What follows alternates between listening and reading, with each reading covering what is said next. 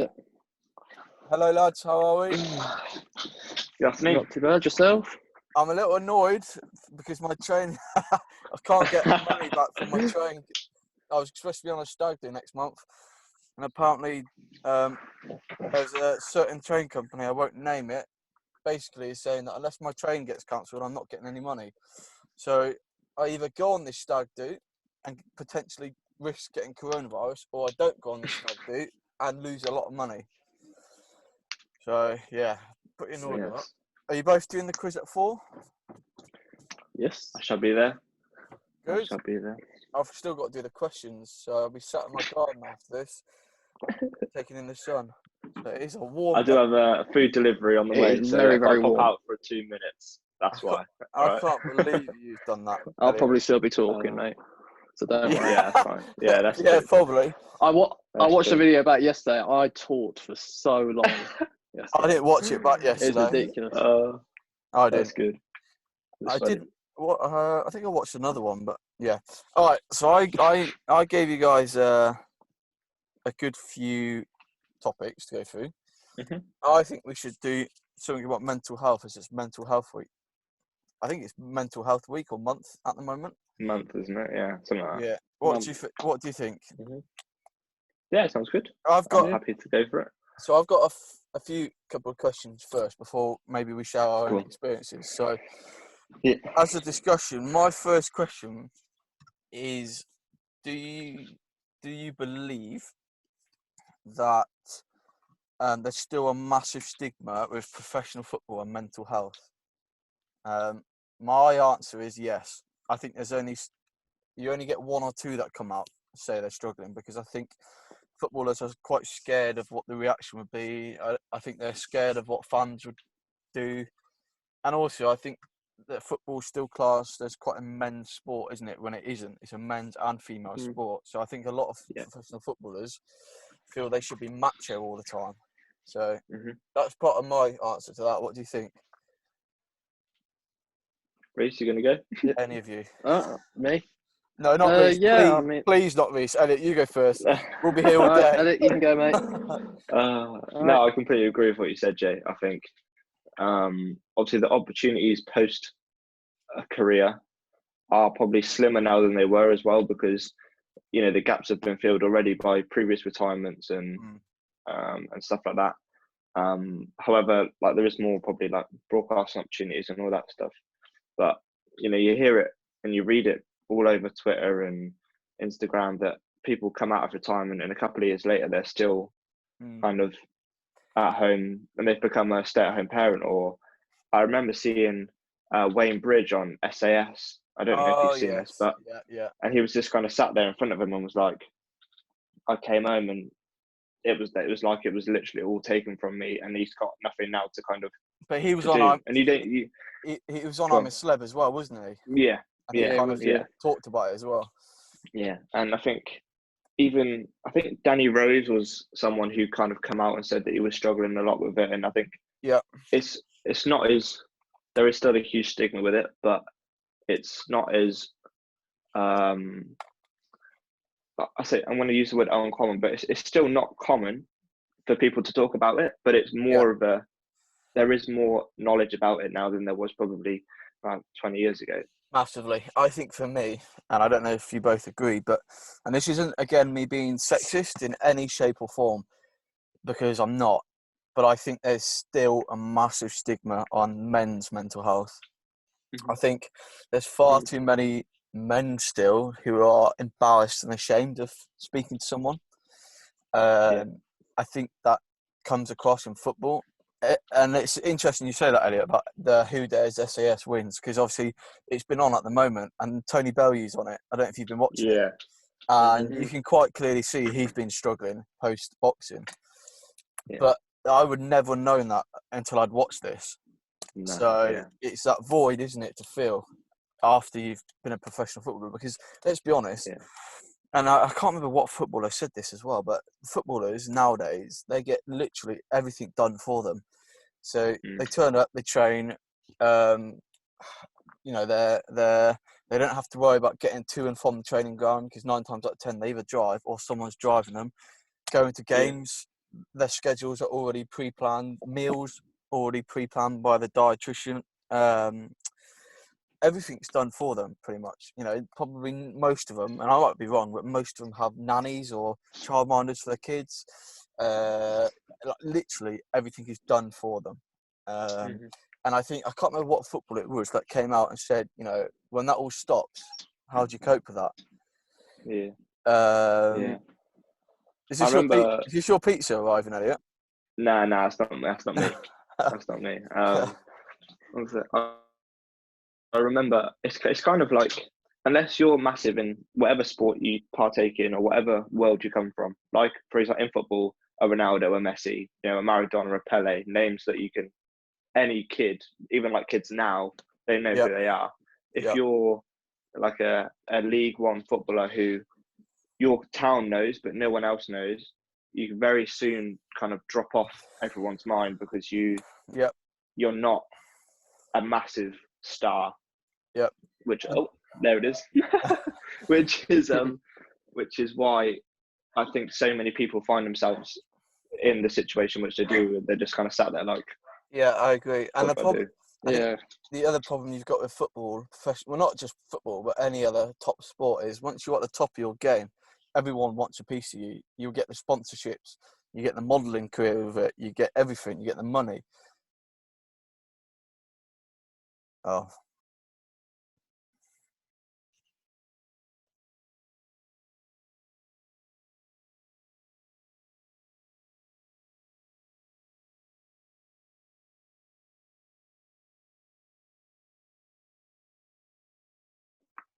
There we go. Sorry, we froze. I think we're back now. Reese, you there? Yeah, I'm here, mate. My AirPods are literally about to die, so sorry, I might be a bit echoey. I'm just waiting for Elliot. As I was midway through his pizza, it's froze. Just waiting for Elliot. He's obviously gone to get his pizza. I reckon he's got pineapple. I reckon he's one of those types of people. Oh, pineapple on pizza is fine. I am it's not disgusting. One of those, but I'm not. Pineapple on pizza but is fine. I have not got pineapple. Good. It is fine. It is Reese, perfectly fine. Reese, you are revolting. Anyway, how does my hair look today? I reckon it looks all right. Did you end the record? Oh, no, it's still going. Yeah, still going. What do you reckon? Mate. I reckon it looks pretty good today. It looks better than it was yesterday. What have you got on it, Elliot? Tandoori chicken and sweet corn. I wouldn't have had the sweet corn on it, mind you. No, honestly, it's sweet corn. Good. You get a good balance. Do you want me to really? What meat and veg? Yeah.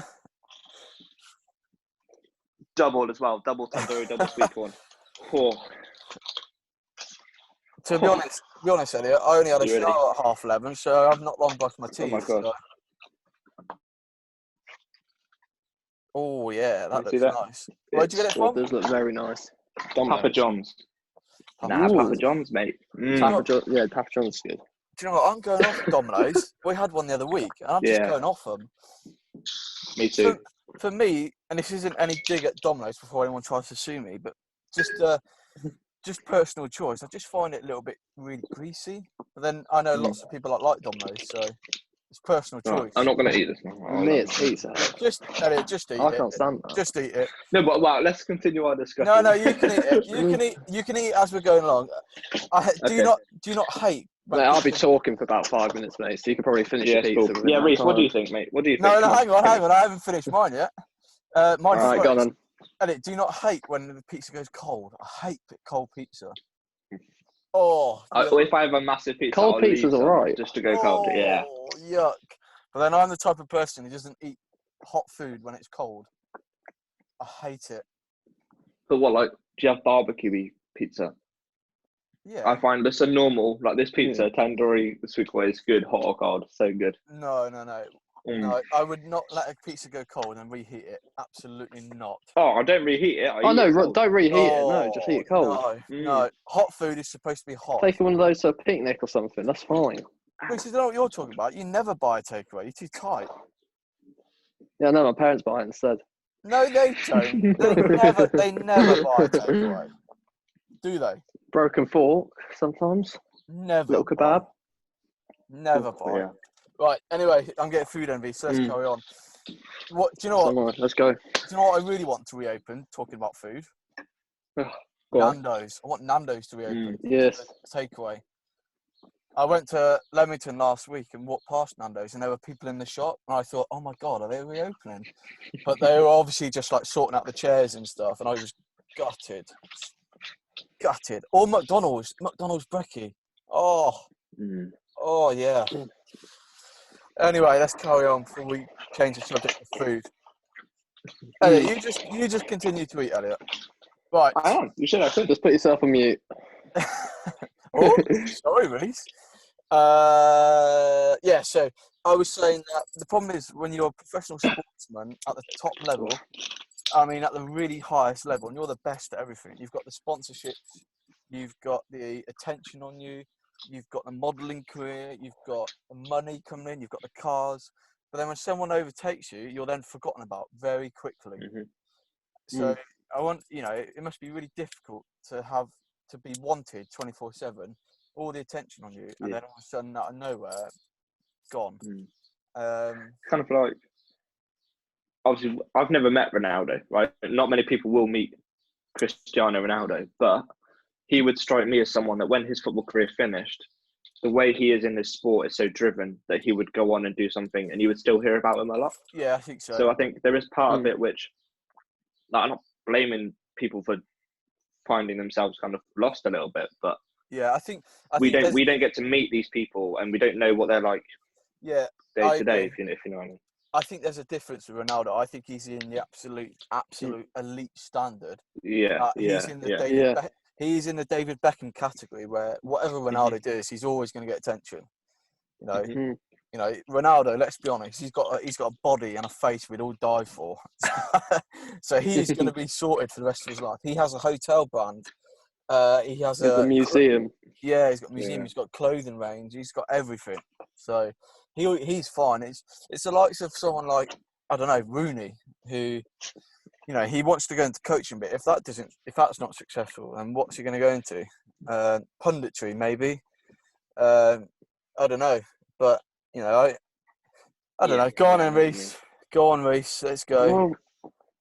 Well, I agree with what you said. Like, with like such big players, like they're all remembered and everything like that, and like the lower tier ones, like Elliot said, like League 1, League 2 players aren't really remembered as of much, and it can be quite being like doubtful. And like you said, Jamie, also it's pretty much you're at the top tier for some time, like Ronaldo, like Messi was for some time before Ronaldo started clicking when he went to Real Madrid. And then Ronaldo overtook him. It's sort of, I don't know what the right way of saying it is, but it gave a little, it obviously gave a little rivalry that it had, but also gave a little bit of like mentality in it as well, if that makes sense.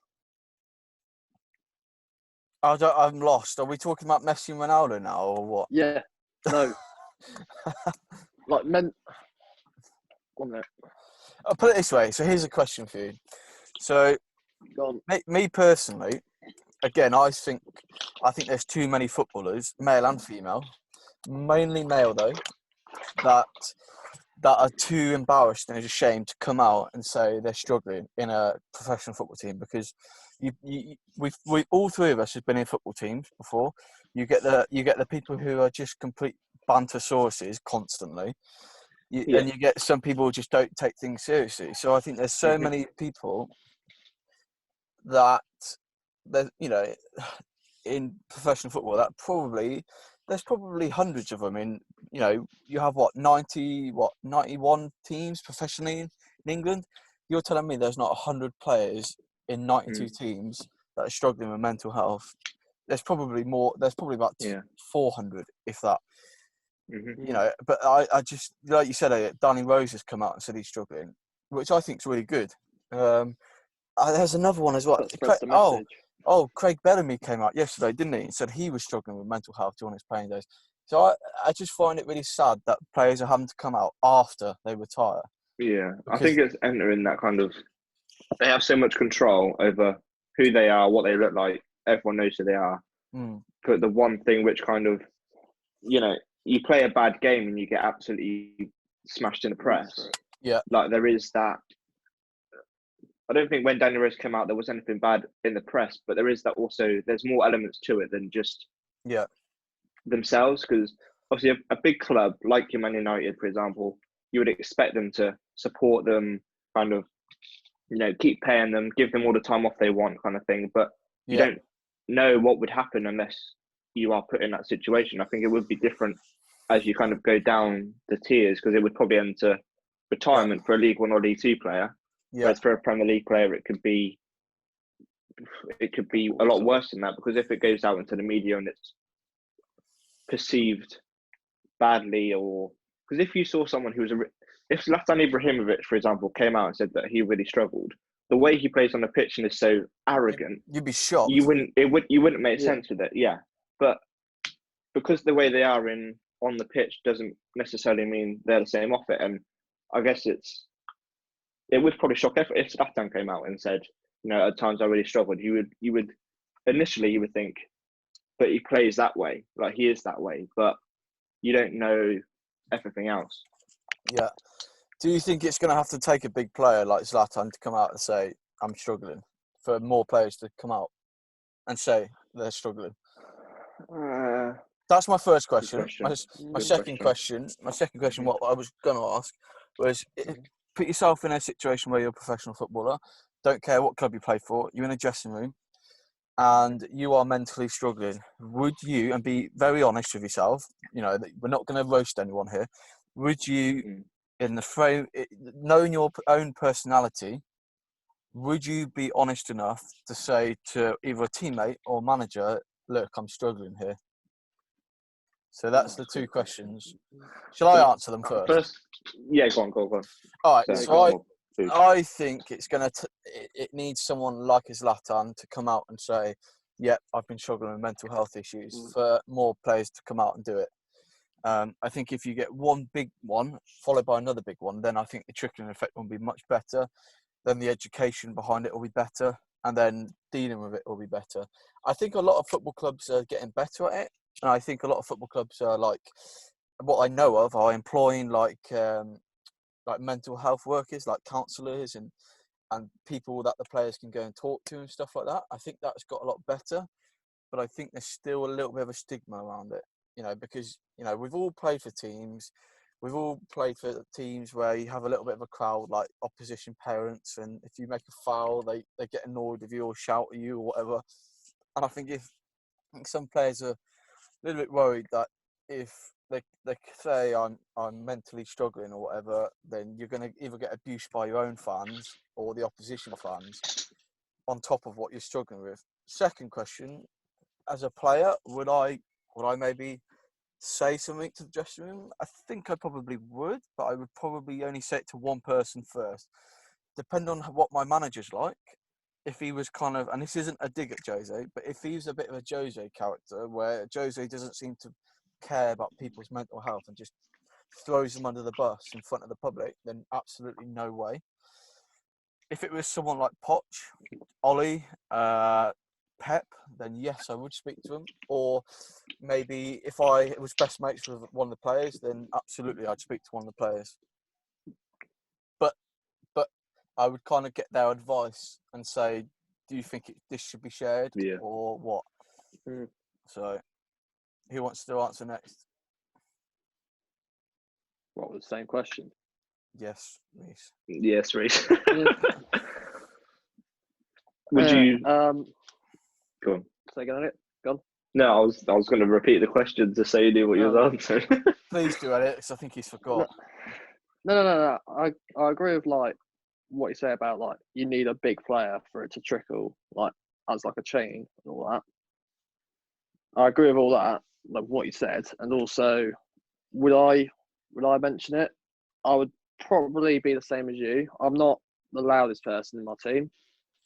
I'm not the most confident at times, but I would probably say it to one person, and then I'll probably be it. More likely my manager, say if I'm playing for Brackley and all that, I'd more likely say it to him because he understands each player more than what anyone else should. So yeah, it's pretty much like I wouldn't say it in front of a big like crowd like my entire team. I'd just say it to one person really. Mm-hmm. Thank God, Yeah, that's and short. I think the first question, I'm not sure if it will with like a big player. I feel like it would need more than that for me. I think obviously with the horrific stuff which you see about racism and all that kind of stuff, like they've said, you know, if it happens, we're walking off the pitch and that kind of thing. And I would obviously you would never want to see someone kind of have like a panic attack or, you know, feel so anxious on the pitch that they kind of fall on the and like that you see it, like you physically can see it. Yeah. But I feel like it would need a stand of, say you were playing in a Manchester derby, for example, and then Marcus Rashford, I don't know, said to the referee or something happened and everyone kind of, you know, they stopped the game or something. I feel like bigger because we're not seeing, because if Rashford said to Ollie, I'm struggling, Ollie would say, okay, have some time out the squad. But the game could still happen. But for him, he's probably like, I want to be playing. And I think it's, obviously, I think it would massively help if a big name came out and spoke about it and, you know, started an initiative or whatever. But it might need a bit more of actual physical, like something that fans can see. Because as you said, Jay, the intoxication of fans, you can say whatever you want. Yeah. You know, I'm sure. And it's not just in the crowd, it's on Twitter, Facebook, Insta, everything. Yeah, exactly. And I think nowadays the changing rooms are probably a lot different to what they were 20 years ago, like 100%. But you would still, and I think if I was in a team, if I was a bigger player in the team, you'd probably feel more comfortable. But if you were kind of in the, I don't know, rotation player, or I feel like it would be a lot trickier because you want to break into the team and do well, but you don't want to look fragile, or you don't want to give them a reason not to. Like if I'm 21 and I'm, what's his name from Chelsea? Is it Billy Gilmore? Is that his name? Yeah. The young. So he's only like 17. If he said to Frank Lampard, you know, I'm really struggling, he would probably have a spat out the team. So if it's a 17-year-old whose dream is to play in the Premier League, that's being kind of taken away from him. So I think part of it would depend on where you are in your career as well. But then there's that discrimination against him because there's mental health and it's going against him. I think that's. I think that is, sadly, I don't think people mean to do it, but I think it would, because you wouldn't play someone if they told you that they were struggling. I don't think. Like if I was a manager of a team and someone come to me and said, "No, I'm really struggling with my mental health," I would ask them probably to, you know, have some time away, do what they feel like they do, whatever they need to do, be it a holiday to LA or, you know, just literally try and switch off as much as you can. I don't think anyone would go, get on with it. You know, you're playing on Saturday still. Yeah. But it would, I feel like it is a career kind of changing point for some players, and it shouldn't be. Yeah. If that's fair to say. So this would be what I would do as a manager. So obviously I've managed teams in the past. I've coached football teams. I've done as you both know, I've got a lot of experience in managing teams, taking teams academy levels, etc. If I had a player that came up to me and he said, you know, Jamie, I'm really struggling. I'm just not myself, feeling anxious, not happy at the moment.